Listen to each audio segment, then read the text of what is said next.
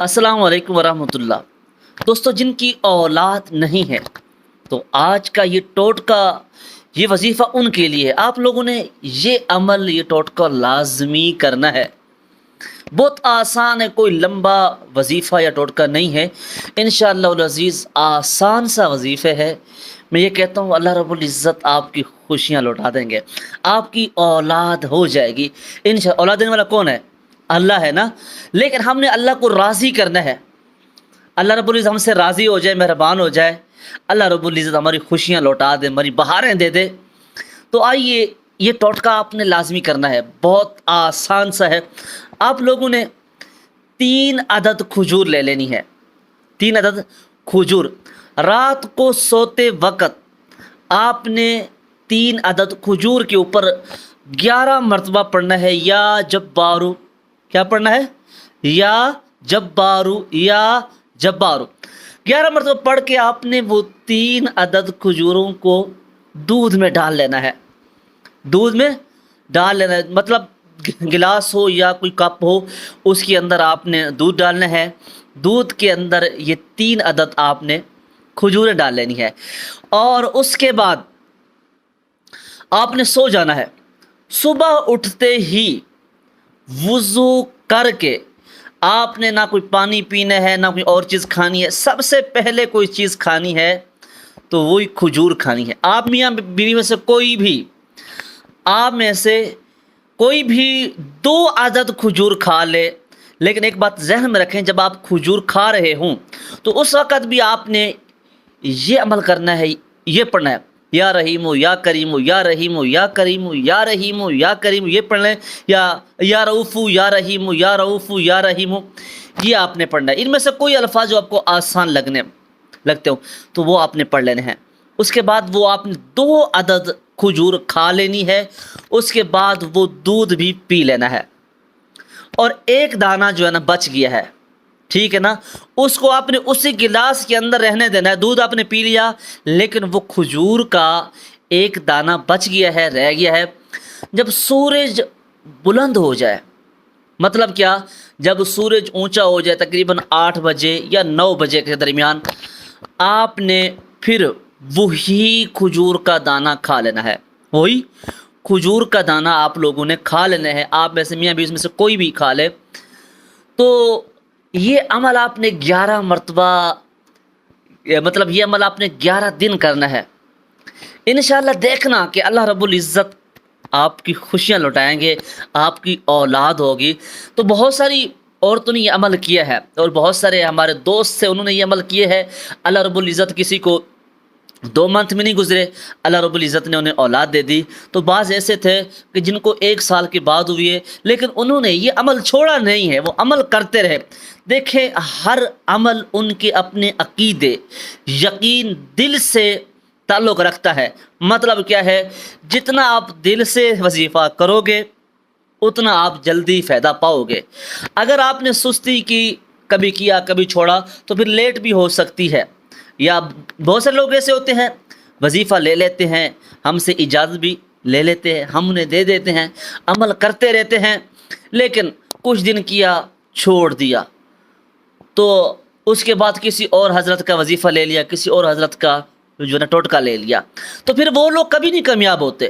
آپ نے ایک وظیفہ لینا ہے، یقین سے اسے پکڑ کے بیٹھ جانا ہے۔ تو اللہ رب العزت کی دیکھنا کہ آپ لوگوں کے اوپر کیسے رحمتیں نازل ہوتی ہیں، اللہ رب العزت کی رحمت آپ کے اوپر توجہ کرتی ہے۔ تو یہ وظیفہ میں آپ کو دے رہا ہوں، اجازت دے رہا ہوں، تحفتاً دے رہا ہوں، آپ نے لازمی کرنا ہے۔ اگر آپ لوگوں کو ہمارا یہ وظیفہ سمجھ آ گیا ہے تو آپ نے کمنٹ میں لکھنا ہے کہ صوفی صاحب آپ کا یہ وظیفہ ہمیں سمجھ آ گیا ہے۔ اگر آپ کو سمجھ نہیں بھی آیا تو ہم آپ کو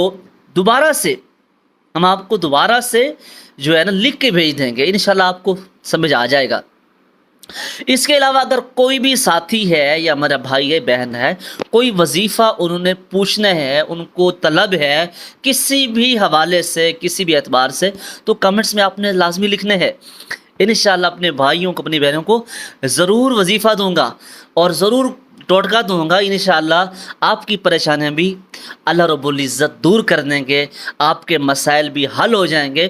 دیکھیں، ایک یہ کام لازمی کیا کریں، تو میں تو یہ اکثر اپنے دوستوں سے، اپنے چاہنے والوں سے یہ کہتا رہتا ہوں کہ دعا ہر مسلمان کے لیے مانگیں۔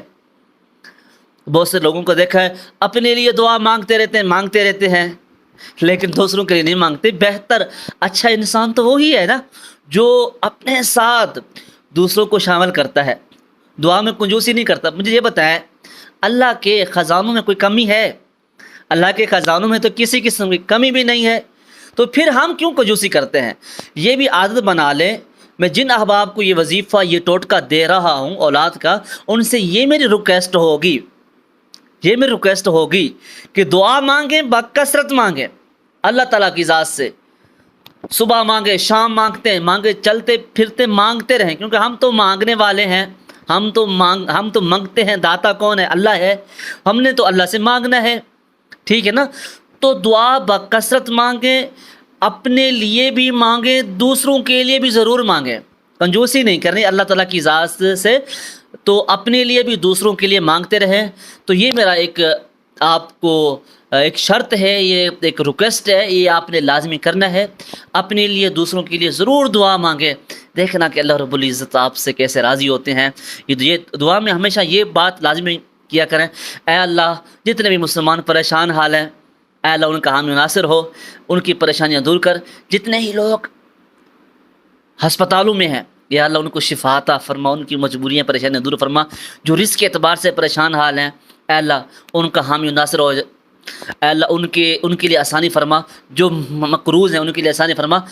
جو لوگ جن کی بیٹیاں بیٹھی ہوئی ہیں، یا اللہ ان کے لیے آسانی فرما، ان کے لیے بندوبست فرما۔ بہرحال جتنا بھی دعائیں مانگتے رہے، سارے مسلمانوں کے لیے دعائیں مانگنی ہے۔ تو حدیث میں آتا ہے جو لوگ دوسروں کے لیے دعا مانگتا ہے، اللہ رب العزت سے خوش ہوتا ہے، اس کی دعا ضرور قبول کرتا ہے، اور وہی دعا اس کے لیے قبول ہوتے ہیں۔ حدیث میں آتا ہے وہی دعائیں اس کے لیے قبول ہوتی ہیں۔ ایک فرشتہ اللہ پاک بھیج دیتا ہے، اس کے ساتھ بیٹھا رہتا ہے، یہ دوسروں کے لیے دعا مانگ رہا ہوتا ہے۔ آخر میں فرشتہ یہ کہتا ہے، اے اللہ جتنی دعائیں اس نے دوسروں کے لیے مانگی ہیں، اے اللہ اس کے کھاتے میں بھی وہ دعائیں لکھ دے۔ تو اجازت چاہتے ہیں، آخر میں درود شریف پڑھتے ہیں، اجازت ہوگی۔ ایک اور بات سن لیں، ہمارے چینل کو سبسکرائب بھی کر دیں۔